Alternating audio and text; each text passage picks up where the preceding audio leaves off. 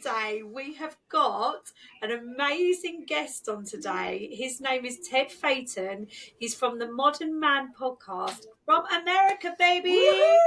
Woo-hoo! And North Carolina, is that right, Ted?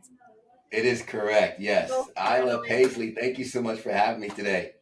Thank you for coming on. You found us. I can't believe it. You're like top 2% globally in your podcast. You've got a massive podcast out there in America and worldwide. Tell us about yourself, Ted. Oh, well, at first I'm a husband, father, dog dad as well, and just a man trying to be his best self. When it comes to the titles that have been bestowed upon me, yes, I am a podcast host, the Modern Man podcast. We've done pretty well. I'm also a morning meteorologist. I do the weather in the mornings in Charlotte, North Carolina. I've been in media for 10 years. And as I grew my career and I got to an area of, okay, you went to school, you did all these things that you were told to do.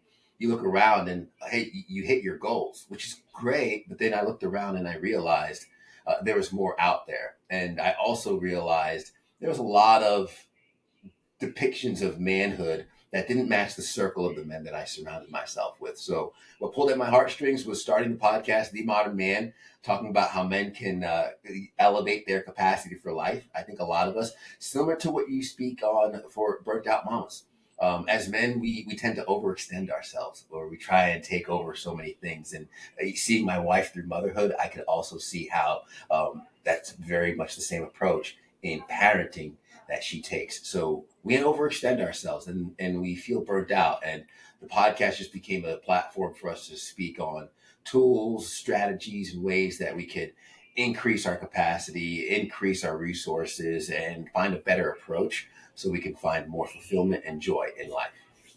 And it's so, it's so weird. We talk loads about law of attraction on our podcast. And it's so weird how it aligns in what we talk about with women and what you talk about with men. So I feel we were meant to have you on the podcast because it's that law of attraction thing that we've attracted you. And I feel like it'd be so nice for our listeners to listen to you and First as well first male guest and your listeners to listen to us as women, because we've got both sides of the universe here in both countries, London and America, but we've also got male and female and our views and points, which we're so excited to delve into today. So we have actually got you some questions, Ted, because we're so professional. I mean, we cannot ask our husbands these questions because they just don't have the time for us in the evening. They are just like, feet up, the football's on, we're doing all whatever, and we don't have the time to ask them these questions. So Ted, we are ready to ask you these questions if you're ready for us. Hit me. I made sure to stretch before this, so let's get it. On the spot. Right, so here we go. Right, so you've interviewed a lot of global experts and you work heavily with male growth. From your perspective, what do you think women wish men understood about burnout? Ooh. What do I wish women understood about burnout? What women wish men understood about burnout. Oh, what women wish men understood about burnout? Yeah. Oh, perfect. We put you on the spot here because you didn't say sorry. No, I love it. And I hope you don't mind the pauses because I want to make sure that I answer authentically. Sure, a lot of times we answer the first thing that comes to mind. I want to get past the surface one and give you an honest answer. What I think we wish, what we wish women, say that one more time. So what women wish men understood about burnout. So I got you. I think what women wish men understood about burnout is the signs before the flame is too big to extinguish. A phrase and a quote I love to say on the podcast, and I'll share it here, is the chains of habit are too light to be felt until they're too strong to be broken.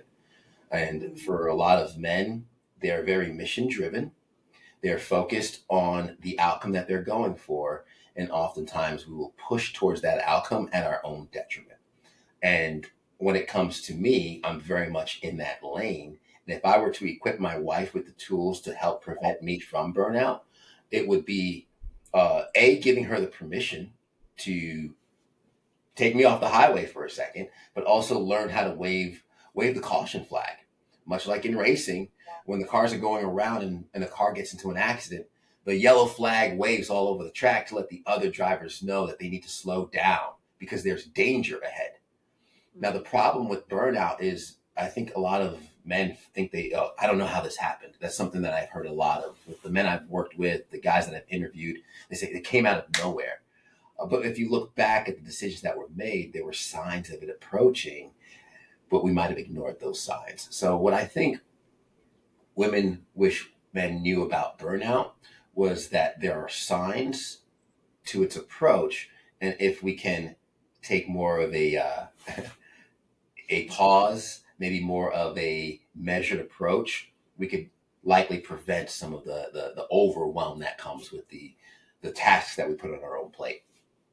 100%. And I think going with that, as women, we tend to not ask for help and we think that we can do everything and go 100 miles an hour. But sometimes we actually can't. Like, we'll get to a point and we'll be like, oh my God, like, I'm doing all this, I'm keeping going. And we don't always ask for help. So I think a really good point out there is to actually say them signs to your husband, partner, or your tribe around you, or community. Like, I actually do really need a little bit of help at the moment because I'm starting to feel a bit burnt out and a bit overwhelmed with everything. So I think it also, we can't put all the blame on a man for not understanding that is where we're going. I think we need to also, as women, put ourselves out there and say and it is like life is, and relationships, anything like that in life is about communication, isn't it? Like any walk of life, you've got to communicate, and it's having that understanding, isn't it, with each other? Definitely. Yeah. Something you said about the 100 miles per hour, and it's true what I see with my wife. It's what I see with myself, and for anybody who is trying to do something amazing. For men, we're likely trying to provide. We're trying to do something to provide for the home, and for moms, we want to be there for our kids. We want to be good moms, and we go 100 miles per hour. And same with the race car analogy. The fastest cars in the world, the F1 cars, they have brakes. Do you know why? Because we're not supposed to go 100 miles per hour all the time. We're supposed to pump the brakes to take the turns and the curves of life. And to your point of communication, the best thing that I could tell my wife is when I'm tired or when I need a break. And the best thing my wife can tell me is when she's tired, when she needs a break, when she just needs a bath. She's like, hey, can you just watch the baby? Because like I'll come home from work. Can I just take a bath? Yeah. And it's like, hey, water's running, got the bubbles going. I got the baby. Dim the lights, put the music on, take an hour, right? But that's the ability to pump the brakes. And to your point, it's we can recognize that within ourselves and ask for help. And we can also try and see those signs within those that we love to try and offer that help if we can see them approaching that breaking point. Yeah, definitely. I love that. That is such a good... I mean, there's a lot of pressure on men as well now. I mean, suicide rates are at an all-time high. Mm-hmm. And I think as well, economically, trying to provide for a family and emotionally deal with things. And there's a lot of burnout in men as well. So I think it's important to communicate both ways, isn't it? Yeah. And that's where the communication comes out of respect. So first to your audience, to the women that are listening, the 90%, thank you. Thank you for the work that you do. I see it and I acknowledge it. And on the opposite side, and if you haven't spoken to the man in your life, the partner in your life, and told them thank you, it would be worth sharing that. Because some of the most important communication my wife gives to me, and I wouldn't say the most important, the most rewarding communication my wife gives to me is acknowledgement of the work I put into our family. And the reality is, when I leave the house and she's at home in the chaos of parenting, and I come home, she could very much think I'm at work all day, like happy-go-lucky and enjoying myself, and she's dealing with the fog of war. And on the opposite, I'm at work trying to hit deadlines and trying to craft a new forecast, and I'm in the thick of things, and I'm thinking, my wife's at home playing with the baby all day. But Yeah. those are the disconnections that we have when we assume and we don't communicate, when we don't come home and say, hey, how was your day? Oh, she had a rough nap time. Okay, it's been busy for you. Well, why don't I take it from here? Or, hey, baby, how was your day? Well, work was crazy, all these tech issues. Okay, well, why don't you ease up? Sometimes we're going to have hard days. Sometimes we're going to have easy days. But if we never communicate with our partner about what we're really experiencing and going through, and if we never put ourselves in the shoes of our partner, then we can build that resentment. We can think that we're fighting this battle alone. When we're not fighting the battle alone, we're just fighting the battle on two different fronts, and we're both getting beat up out here. True. Yeah, it's so true. Yeah, I I love suppose that. that kind of answers my question about how can men actively support their partners, mothers, sisters, colleagues. That kind of answers it, like about communication, asking how your day's been. hmm I would go one further, Paisley, and I would say taking initiative, right? One thing we talk about in our Noble Knights calls, and I have some great masculine relationships, and to the women who are listening, if your partner, if your husband doesn't have a strong male relationship, I would encourage that. Like, trust me, I know my wife can be pushy, and I'm okay with it. I love it. She's gonna be pushing me towards things she knows is good for me. So this is me giving you permission. Push your man towards getting some good male relationships. And when I say good male relationships, yes, the guys that they can hang out with, watch the game with, but also the guy who's gonna pick up on the phone and say, "Hey man, when's the last time you took your wife on a date?" Right?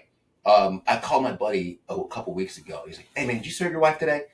But it's because he has my best interest at heart. Not only does he want to hang out with his buddy, he also wants to make sure that I stay with a happy home, and that I'm tending to all the priorities in my life. So we need to have those beneficial relationships. And that means taking initiative, and it means working on ourselves, knowing that I might not see the signs of burnout from my wife, but what I can do is look at the calendar and see we haven't had a date night in a few weeks. And I can call her parents, my in laws, and say, hey, would you take the baby this Friday? And then when Friday comes, I say, hey, babe, we have a babysitter, or hire a babysitter if you don't have parents around, right? And then let's go on a date, or let's just walk the park and talk if we want to do something cheap, right? It's taking initiative to give your partner a break before they ask for it, and check in. I like to ask my wife, like, hey, do you need anything? If she's leaving, she's going to work and I'm home with the baby, or if she's running an errand, say, hey, babe, do you need anything while you're gone? Or if I'm going to the supermarket, do you need anything while I'm out? Checking in with each other, part of the communication piece, is a great way to help each other out. And if I may, I have to say this because I know one of my wife's friends, she's like, well, I wish you would just know what to do. But the reality is we don't know what to do, and it's not for a lack of trying. And the point I'll make here is, and I'm sure you're aware, with kids as they grow, things change rapidly, routines change rapidly. So a simple process of how we set up the morning bottle.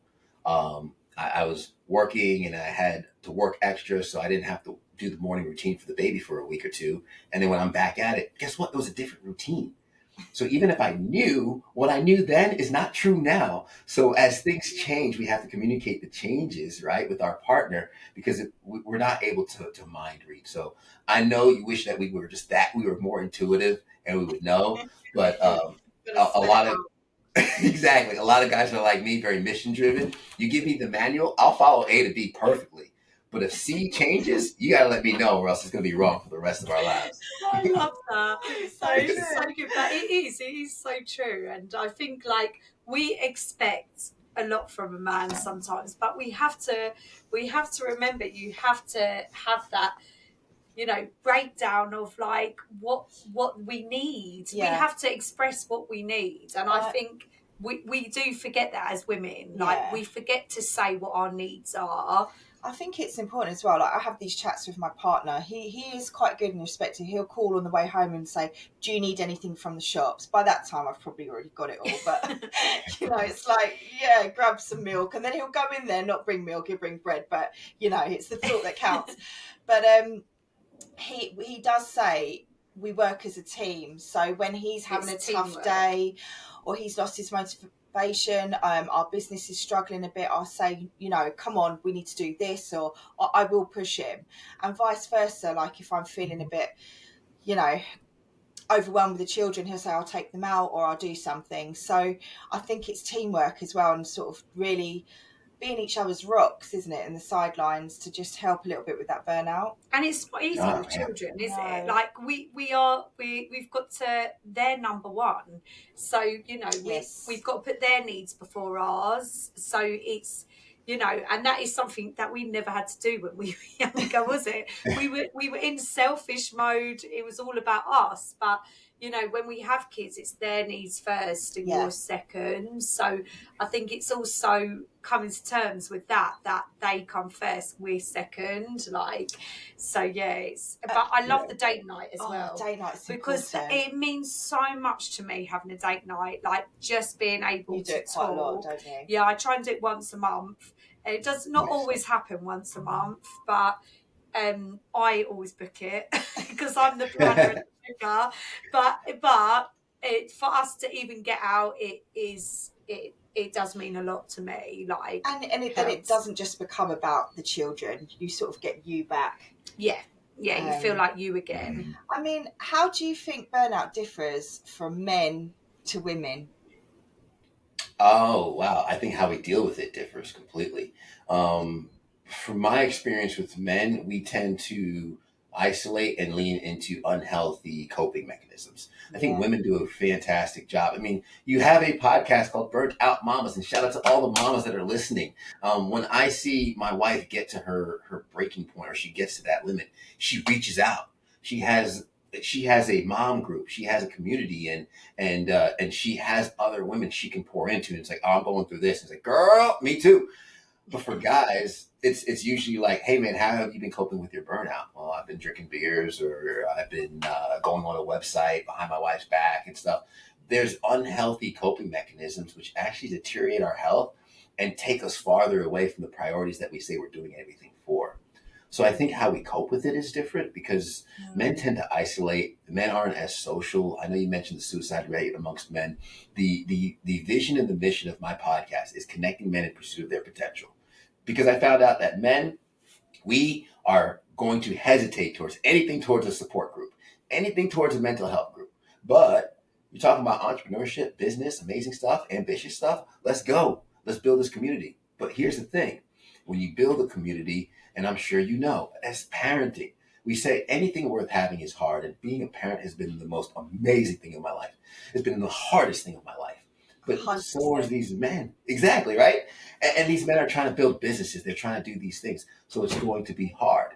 So you're going to face adversity in your ambition. And that's where the bond comes in. Hey, man, I'm having a down month in my business, or I'm hitting another threshold. I'm having to learn these new things. And it's a little stressful. I'm not sure if I'm going to do it. And then you get to have that camaraderie through the adversity of growth. And then when you have maybe a down point, you can call that buddy. And it's not about leads in my business. It's about, hey, my wife just took the kids, went in the car, and I don't know where she went, dude. I don't know how to fix this. That's brilliant. And then your buddy's going to be like, hey, all right, let's talk about it. But here's the difference is if you don't have that relationship with the dude you've been talking business with and you've been growing with, then you don't have that person to call in your moment. And then if you're handling that alone, unfortunately, it scares me what you decide to do, but it's just you. Yeah, I agree. Depression. And it is hard for women. I think that also goes a little bit on the side of women, like not having other women around us, or family, because we do know some women who are single mums that are doing it alone. but we always talk about on our podcast, build a community, build mums around you so you can reach out and say, like, and have that relationship like you saying your wife had, like just being able to say, I've had this day, like, can someone advise me, like, on what to do? Like, it's so important, like, to have that. And we like to talk as women, and you know, and I think that is the thing with men, they don't always talk, and I think that's when they, you know, they go into them depressions. And I think also men always has this, like, men always have this thing that where they have to provide, and they feel like they don't want to be seen as the person like suffering inside. And I do understand that. That's it. It's quite. It's. I think fairly. It's just as tough for a man as it is for a woman, because you have so much pressure on your shoulders, like providing for a family, and that thing of, you know, of what we're expected to do, which is in the social media or whatever. But I think it's unfair to put that pressure on a man. I really do. Yeah. And I think it's unfair, the pressure we put on moms as well. And that's why it's so important. I'm a big proponent of you and your partner. And I say you and your partner because when my wife and I have, let's say there's not a disagreement, but let's say we're trying to decide what to do with baby schooling, and we are at odds on this. Well, what I like to do is, like, let's stand next to each other and talk about it, because we have to understand that the schooling is the opponent. We are on the same team. We just have two different approaches on how to face this opponent. Now, when we can understand that and we approach it from the same side, we can then identify your unique skills, my unique skills. I know you mentioned, Isla, that you're the planner, right? My wife is more of a planner as well. So when we go on vacation, she makes up this whole itinerary. That's like us. Whole itinerary, right? And I have little input on the itinerary, but my only input is like, where are the rest moments, right? Because she's like, let's do this excursion, this. I'm like, hold on, I'm gonna need to chill here, here, and here. But then we build the itinerary because she loves to have that laid out plan. I'm more of the fly by the seat of my pants and talk to a local. I'm gonna ask we're in Cabo, or we were in Aruba actually, and I asked the waiter, I was like, hey man, where's a good spot to go tonight? Because I want to ask the locals. I want to go where the locals go. So while we have the itinerary, I let my wife be my wife. She also lets her husband be her husband and talk to the locals and ask questions. And what ends up happening is that waiter, he's like, hey, do you have an iPhone? I said, yeah. He copies an iNote to my phone with a list of restaurants and stuff. There's a bar. He goes, go to this bar. My friend is the bartender. His name is Dan, and tell him I sent you. So then we go to the bar, which turns out was on my wife's itinerary list for bars to check out.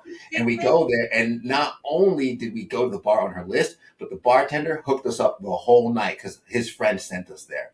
So we had a great time because we united our gifts instead of combating them and saying, oh, let's just go and free Willy. No, allowing us to be our best selves, I think, takes the best out of both of us to approach the life in our unique way. Because as we said before, the expectations the world puts on us is not fair to anybody. And it's unrealistic expectations often that we try to live up to. But when we can look at each other, acknowledge each other's gifts and what we bring to the table, we can build our own playbook and our own approach that will allow us to experience our own version of success. Yeah, I love that. Can't wait for my husband to listen to this podcast. I know, I was just thinking so much. I think you coach most of the men in the UK right now, but yeah. Back onto the notes. I was going to say, obviously you've got a WhatsApp group with your men. You do coaching as well, is that right? Yes, I do men's coaching. Yeah. What advice or frameworks do you give them in regards to when you talk about their wives and their family outside of the business aspect, in regards to like burnout, or is it just like a friendship thing that you've got on the side that sort of helps them in that sort of way? Yeah, so what I've identified as my, I guess, unique superpower, what someone always says, I don't know how you do it, it's time management. And what I noticed for a lot of guys is they want everything, but they can't do it all at once. So a lot of my coaching focuses on time management, and I do that in a specific way. I start with establishing a North Star. And I didn't understand how few people did this. Because we grow up in a world, again, the expectations of the world is go to school, get a job, or get married, have the kids. We follow this life that was put in front of us. So the first thing I do with the guys that I sit with is let's visualize the future that you actually want. What is your North Star? What are your top priorities? What is your why? Right? I break it down as your North Star is going to be the goal in which you want to go. Your why is going to be the wind in your sails that keeps you going when times get rough, when the seas get hard to navigate. You need a why that's going to take you through those hard times. But for so many of us, we chase a title, we chase a job, materialistic things, but we don't have the true North Star or purpose of our lives. I can say for me, my purpose is connector of men, connecting men in pursuit of their potential.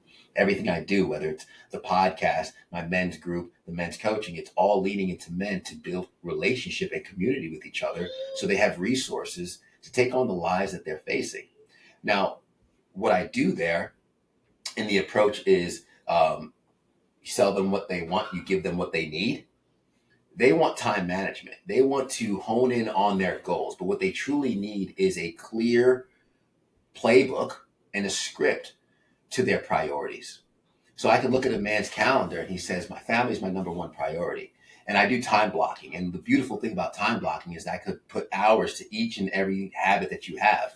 And I could say, okay, you spend 40 hours that week, but you spend 3 hours a week with your family. That doesn't match up with your priorities, bro. What's up? And that's what I break down is like, do your priorities match the time investment? Now, I also understand there's a difference between quantity and quality, which is the other half. Okay, hey, I spend this much time with my wife. And this is from experience. I'm a time blocking guy, and I know that we're on video, so I don't mind pulling up my calendar really quick so you could see the egregiousness of my calendar. But this thing's color coordinated, and it's broken down to the hour. Even my sleep is scheduled. Now, some people say, Ted, does that stress you out? No, this gives me peace because I know exactly where my time is going to be. I know my time with family is allocated because that's the priority. I put family on the calendar first and then everything else fills in the gaps. But that also allows me to match my priorities with the time spent. But here's the other thing. One day my wife was feeling neglected. We weren't spending enough time together. So I went to my logic brain and I said, well, baby, look, I spend most of my hours a week sleeping. The next, I spend 40 hours a week at work. I can't help that. But outside of that, you're the number 3. I spend most of my hours with you. So then she looked at that. She goes, okay, I guess I am your priority, but it doesn't feel that way. So then I examined, okay, what am I doing in those hours? Great, I'm with my wife, but I'm on my phone. I'm with my wife, but I don't have any ideas. I don't have anything for us to do. So I'm there, but I'm not fully there. I'm not fully present. So that there is a level of quality in the quantity that you spend that time in. Is your phone down? Are your notifications turned off? Are you making eye contact? Are you responding to her stories and her conversations? Are you saying, what? Oh, no, she didn't. Get out, right? Like engaging in the conversations along the way. And that's where you can get more squeeze, more juice for your squeeze for the time that you spend. And that's how I work with the men that I talk to in terms of pouring into their priorities, making those date nights. Hey, now that you know family's a priority, now you mentioned once a month. A lot of the guys I talk to, you put a calendar, like they're so business focused. I'm like, make a calendar link for your wife. And now that might sound messed up, but if your job is your most priority and you put the calendar in, if it's on your calendar, it's happening, then let your wife know she's a priority by sending her the first calendar link and give everybody else the seconds. That's how you list your priorities in a proper way. So true. I'm gonna stop. I was ranting. It's an amazing idea. I felt so actually good. really bad because when I set up this meeting, you were like, send me a calendar invite. And I immediately went back because I used to be a PA in London. And all my bosses used to have, and they used to, like you said, have blocks of time. And they had thinking time. And then some of them, though, didn't have time for their wives. And it'd be like, you know, they could plan out their whole career, but you know, that part that you sort of spoke about was really important as well. But when I saw that, I was like, oh God, I've got to do a calendar invite. I immediately went back to PA mode. I was like, I'm going to keep it casual. Hopefully he remembered. And when we came on today, I was like, I didn't send a calendar invite. I bet he's forgotten. He's got a busy schedule, this guy. And when you came on, we were like in shock. Oh, we're like, thank he God. made it. Oh yeah. And I was like a couple minutes late because my daughter I was trying to give my daughter my wife. She's like, no. So my bad for my tardiness. I love that though. That is so good. So, I mean, but to live the full life that you're living, obviously you've got different jobs and you've got your family. You have to be super organised. And you do, yeah. I did find that obviously when I was a PA, I used to plan everything to a T. But when I had children, that all fell off the wayside. And that was the bit that I was most frustrated about, because obviously my partner isn't a planner. And so lots of things didn't happen, and that's where I felt burnt out, because I was like, if I'm not planning it, it's not happened. But not everybody obviously can be that way.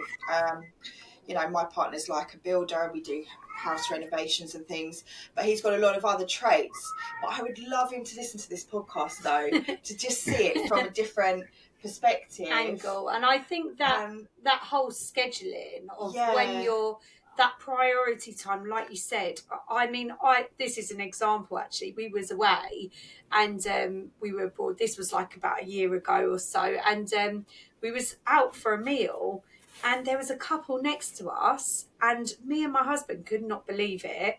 They were on their phones the whole time. And we were like, what? Like, I think that is one thing that we should make sure we do. Put the phones away when you're, and it's like you said, being present, because just that little thing of like, oh, I'm just going to check if this message, I just want to check quickly. That quick message is taking 10 minutes out of your time, and that's 10 minutes out of that quality time that you're having. And honestly, we could not believe it. I felt like saying something like, what the hell? Like, but but it's scrolling on the sofa. Yeah, like, I mean, I still do that sometimes. I can't help it. And like, but he will make a point and say, oh, you scrolling like shitbook again, he will say. And I'll say, oh, and then I realise what I'm doing and I'll put the phone down. And it is, like you said, it's being present and that quality time, like really acknowledging that is quality time on both parts, female and male, because phones are a massive distraction because they're part of our lives now. That my phone is my work, like, and it is hard because you've got to try and separate that during your quality time. And that's where the communication piece comes in, because when the phone is, it's not that you can't touch the phone. It's not like my wife and I are together, I'm barred from the phone. But it's, hey, babe, do you mind if I send a quick text? Or, oh, this is important. Can I answer it really quick? That's checking in with your partner. It's not asking permission, but it's literally checking in with their partner. And to the calendar, for anyone who sees the color blocking and they're like, oh my gosh, I tell people these are not bars, they're tracks. And what I mean by that is, how many times does baby gets sick, or baby doesn't feel well, fussy, something planned doesn't happen. Life is going to blow up. It happens to all of us. But because I have this calendar, I get back on track. And the problem is we never lay tracks down for our lives. So we're just driving on the laneless road, going back and forth. So of course, when life hits us, we're all over the place. We don't know how to get back to where we're trying to go. So when people see this calendar and they think, oh my gosh, I can't do that. Those bars, right? I'm stuck in this calendar. No, I blow up this calendar all the time. But I also know that, okay, my daughter was sick today, or I had to clear some things out. I'll be honest and vulnerable. I had some bad news today and I had to cancel some meetings. And that is because I had to take care of my mental health. That's also me hitting the brakes, me listening to myself and not being locked into my calendar. But I can do that, and I can already identify where to move these appointments moving forward because I have those tracks laid down. And that's really what the tool is. It's not something that you have to live by this and stay strict on it. It's something that helps guide you along the way. And then when you have to break those rules, you communicate with your partner through it. I got to make a quick phone call. Baby, I'm sorry, this is going to run a little late. Would you mind? Or if someone asks me to hang out with one of the pink areas that you saw on the map, that's my wife's time. I say, oh, let me check with my wife first. Oh, you got to ask her permission? No, it's her time. She's got to give you her time. That's why I'm asking for her. Because if we're going to hang out on this Saturday afternoon at 2:00, I'm usually with my wife and kids at that time. So I'm going to make sure that they have something to occupy that time, or they're okay with me being away before I just make plans with somebody else. And that's all back to the communication. Consideration and respect. Yeah, all of it all comes into one, doesn't it? Obviously, we're coming to a close, but I just wanted to say, for all our women listeners listening to this episode, is there Amen. Amen now, yep. Brothers and then our mothers now. Grandpapas, we've had a few things. Yeah, granddads have even come to us. What is the one message you want them to take away today? A lot of what we spoke about is building connection, not separation, right? And I think if there's a 4-alarm fire, there's not one firefighter or one fire hose putting it out. You have a team that puts out that fire. And when we're burnt out, it's usually because we've been trying to handle things alone. And I do want to speak to the single moms out there really quick. I get it. It's hard. It's hard. I watched my sister go through it. That's where, like you ladies mentioned, community, friendship, those are highly, highly important, because you need someone to catch you when you fall. So the only thing I think I would love for a message to send home for folks is build your support system, build that net, build a community to catch you when you fall, because we all fall. I've fallen, and I try and be the strong one, but my wife has caught me many times, and I've been able to catch her too. So if we can lean into our partner, have that love and respect, because unfortunately, love is not enough. Love is not enough. The respect is what really bridges that gap, the empathy of what we each are going through. Like, I just got to say, like, being there through the childbirth, through my wife, and the whole process of motherhood, women, you are amazing. And that's the one last piece. Fellas, be curious. If I step out of the way, I have a whole bookshelf behind me. I'm a big reader. I love learning. But, like, be curious. I read what was happening to my wife's body through pregnancy. I'm reading what's happening to our brains through pregnancy. Like, the chemicals and the hormones in women are all over the place, and they sacrifice their body literally for motherhood. And their hormones don't balance for 2 years after childbirth. So, fellas, show grace. And women, you can articulate to your partner, hey, I'm going through some things right now. I don't know what I need, but I just need understanding and grace, patience, love, respect. That's the message. I love it. Mic drop. It's powerful. I love that, and the connection, like talking all through that. I think it is just so important, and I really, I think you've been an amazing guest. Thank you so much. Yeah. Thank you so much for having me. I want to tell our listeners where they can obviously find you. I don't know if you do online coaching, or for any of the guys out there. Yeah, so the platform is The Modern Man Podcast. That will send you to the website. You'll get everything there. I have a men's community, The Noble Knights. We meet every week, and we also share resources on how we can be our best selves. Women, we appreciate the space. We honestly are trying to be our best selves for you. And I do coaching. My, again, expertise is time management. So I have a course that I made called The Tools of Time. All my approaches to time, Pomodoro technique, Pareto principle, all these proven systems, whether it's the military or top performers and CEOs, that they use to manage their calendars and operate at their best selves. I teach on that. And I actually have that publicly available, not just for men, that's for men and women, because I believe this information shouldn't be unique to one or the other. It's for everybody. And a lot of what we speak on, our audience is about 10 to 15% women as well. So a lot of what we speak on is simply just personal growth and mental health. So I think everybody can get value from it. So I invite everyone to take a listen. Amazing. Thank you. Thank I know you you're so really much, busy, guys. Ted. So really thank you. Thank you for your time. Finding us and giving the time. Thank you for having me on. I appreciate the invite, and you mentioned law of attraction earlier, and I do believe we attract what we put out. And just when I saw your content, I resonated with it. It was something where, again, I saw the help me look in my wife's eyes, and I was able to grab the baby and help out. And I just knew I thought I would be able to bring some perspective for the burnt out mamas, for how us men could help those mamas who are doing an amazing job. Oh, it's amazing. Thank you Start so already. much. Thank Yes. you. We can't wait for our husband to listen to this as well. Don't be mad at me, guys. Thank you so much, Ted. Enjoy Thank your you. time. Have a Take care. lovely evening. See you later. Good night. Bye. Bye. Bye.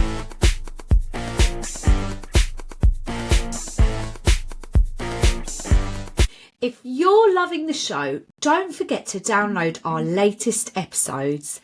It helps us a ton by boosting the show and making sure more people find us. Plus, you can listen anytime, anywhere, even offline. And while you're at it, make sure to follow us on Spotify so you never miss a new drop.